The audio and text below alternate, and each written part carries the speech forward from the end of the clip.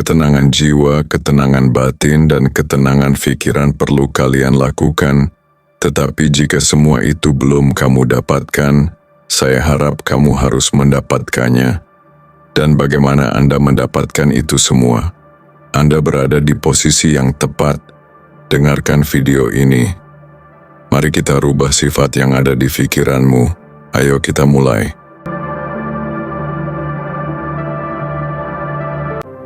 Kita terbiasa diajarkan bahwa memaafkan itu mulia, tapi tak banyak yang menjelaskan bagaimana rasanya. Kenyataannya, memaafkan bukan proses yang mudah. Apalagi ketika orang yang kamu maafkan bahkan tidak tahu atau tidak peduli bahwa mereka menyakitimu. Kadang mereka malah tak merasa bersalah. Dan disitulah ujian sebenarnya. Tapi mari kita lihat dari sisi lain. Kamu bisa memilih untuk membawa beban itu terus-menerus. Atau kamu bisa meletakkannya.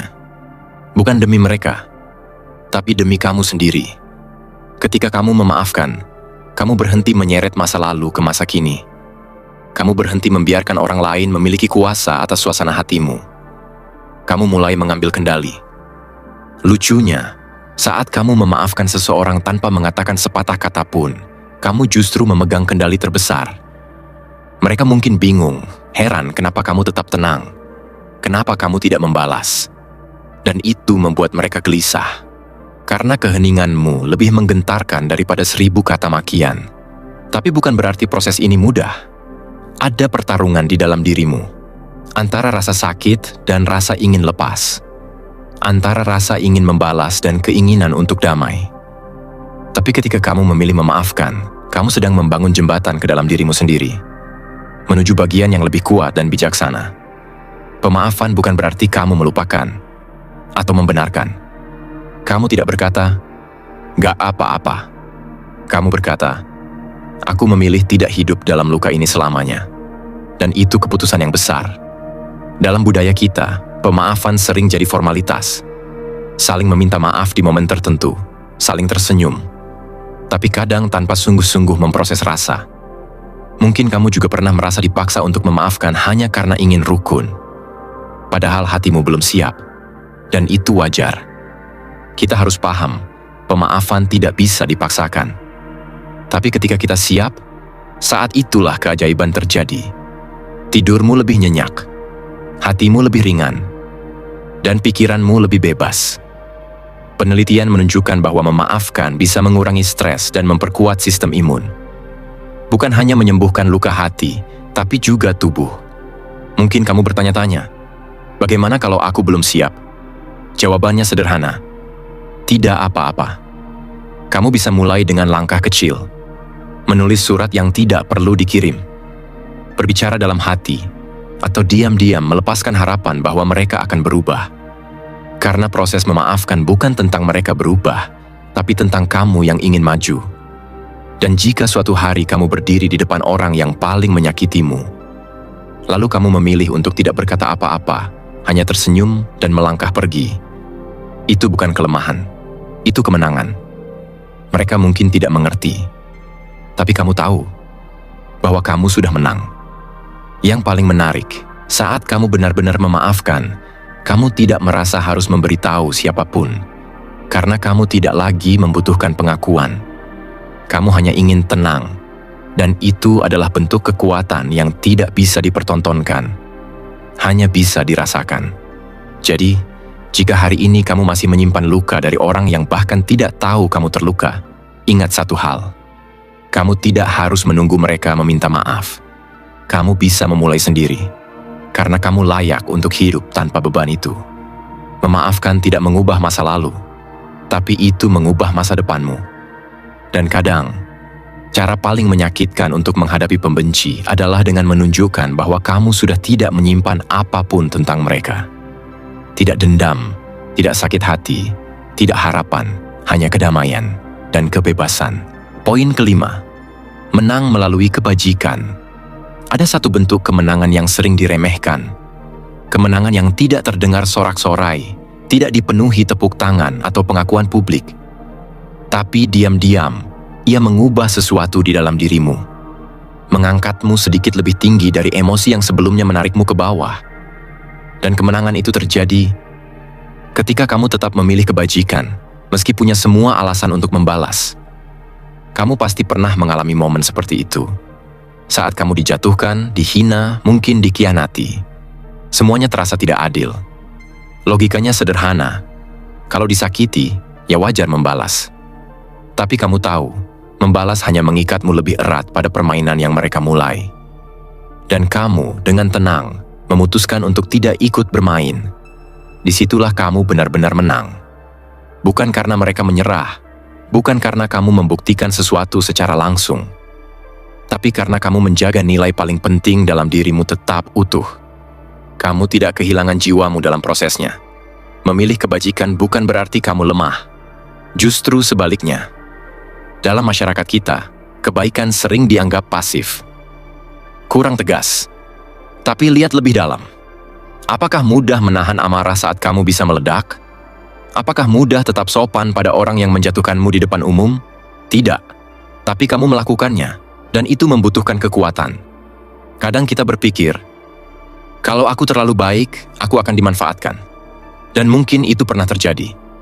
Tapi di titik tertentu, kamu juga belajar bahwa kebajikan tidak berarti kamu tidak boleh menetapkan batas. Kamu bisa tetap baik, sambil berkata, tidak, dengan tenang. Kamu bisa menolong tanpa membiarkan dirimu disakiti 2 kali. Yang menarik, saat kamu membalas dengan kebajikan, kamu justru menciptakan ketidaknyamanan dalam hati orang yang membencimu. Mereka mungkin tidak langsung berubah, tapi mereka akan bertanya-tanya, kenapa dia tidak membalas? Dan keheningan itu, keikhlasan yang kamu tunjukkan, bisa mengganggu mereka lebih dalam dari kata-kata apapun. Coba bayangkan ini. Kamu sedang dalam posisi untuk membalas. Semua orang di sekelilingmu menunggu reaksimu. Tapi kamu memilih diam. Tidak hanya diam, kamu membantu. Kamu mendoakan. Kamu tetap menatap mereka dengan mata yang bersih. Apa yang terjadi di kepala mereka? Kebingungan? Malu? Atau rasa hormat yang perlahan muncul? Kebajikan itu seperti cermin. Bagi mereka yang punya hati, ia akan memantulkan bayangan yang jujur tentang siapa mereka dan siapa kamu. Tapi bagi mereka yang belum siap, mungkin malah menyakitkan. Karena kamu tidak bermain dengan aturan mereka.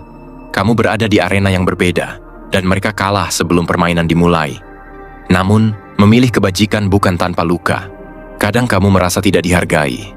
Kadang kamu bertanya, apa gunanya baik kalau malah diremehkan?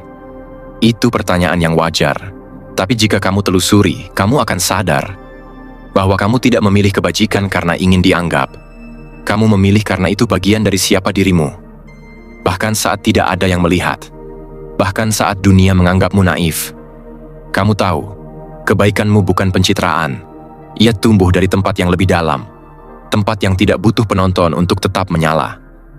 Dan anehnya, ketika kamu tetap berpegang pada kebajikan, kamu menarik hal-hal baik tanpa mengejarnya. Mungkin bukan hari ini. Tapi lambat laun, kamu lihat satu demi satu efeknya. Kamu merasa lebih damai. Kamu jadi pribadi yang lebih kuat, lebih jernih, lebih tahu arah. Dan yang paling penting, kamu tidak menyimpan racun di dalam hati. Lalu ketika mereka yang dulu menjatuhkanmu akhirnya melihatmu tetap berdiri, tanpa membalas, tanpa benci, mereka akan tahu bahwa kamu tidak pernah benar-benar kalah. Kamu hanya memilih cara yang lebih tenang dan lebih tinggi. Menang itu tidak selalu berarti membuat orang lain kalah. Kadang, menang berarti kamu tetap manusia, kamu tetap berbelas kasih, tetap adil, bahkan saat kamu bisa semena-mena.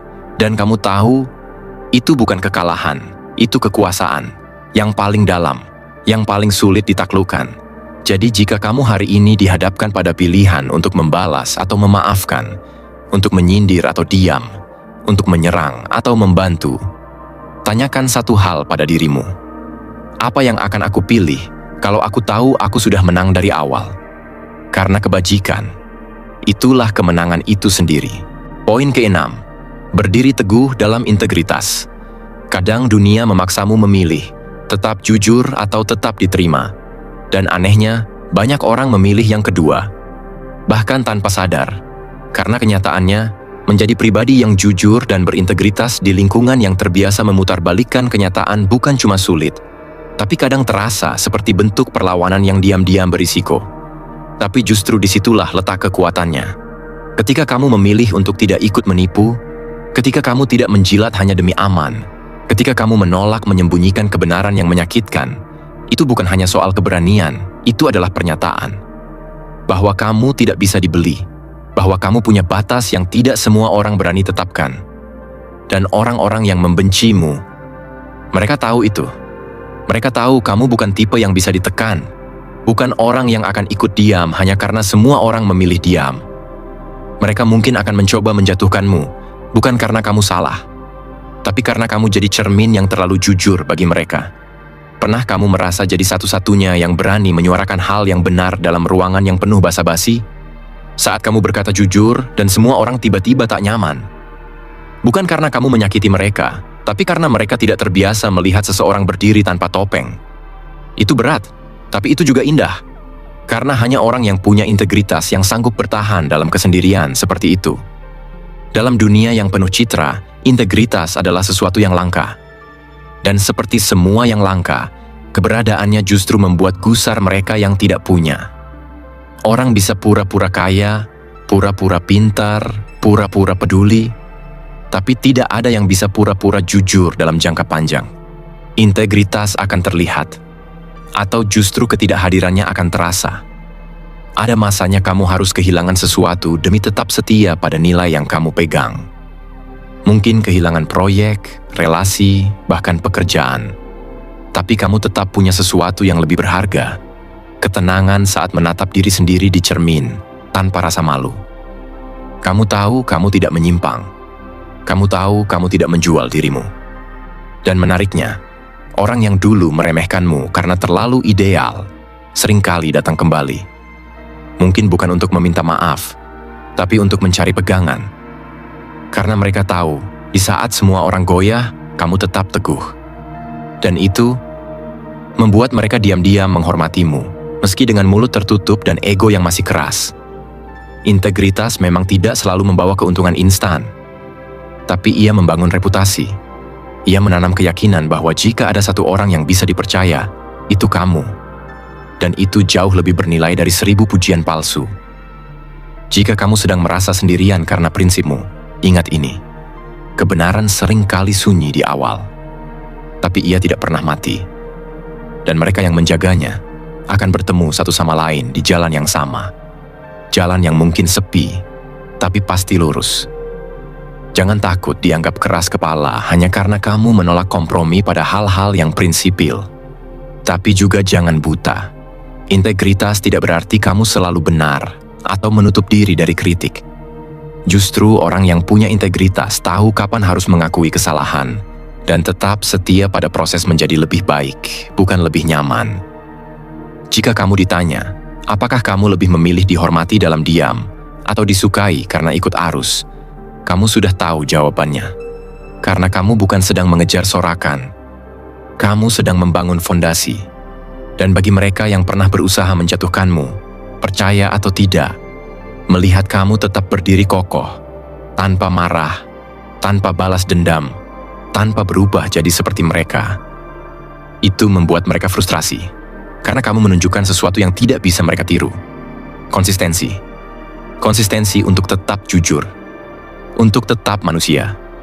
Untuk tetap jadi versi terbaik dari dirimu, bahkan saat tak ada yang menonton. Itulah senjata paling kuat. Diam, tapi tak tergoyahkan. Dan mungkin, itulah cara paling dalam untuk menyakiti pembenci, dengan tidak pernah kehilangan arah, walaupun mereka terus melempar kabut. Kamu tetap melangkah lurus, tetap tenang, tetap benar. Itu bukan keajaiban, itu integritas. Poin ke-7. Biarkan disiplin berbicara untuk Anda. Kamu bisa diam, kamu bisa tidak berkata apapun, tapi selama kamu terus bergerak maju dengan cara yang konsisten, disiplin dan jujur terhadap proses, itu akan jadi suara paling keras yang pernah terdengar. Dan itulah yang paling menyakitkan bagi orang-orang yang membencimu. Karena tidak ada yang membuat pembenci lebih frustrasi daripada melihatmu terus berkembang,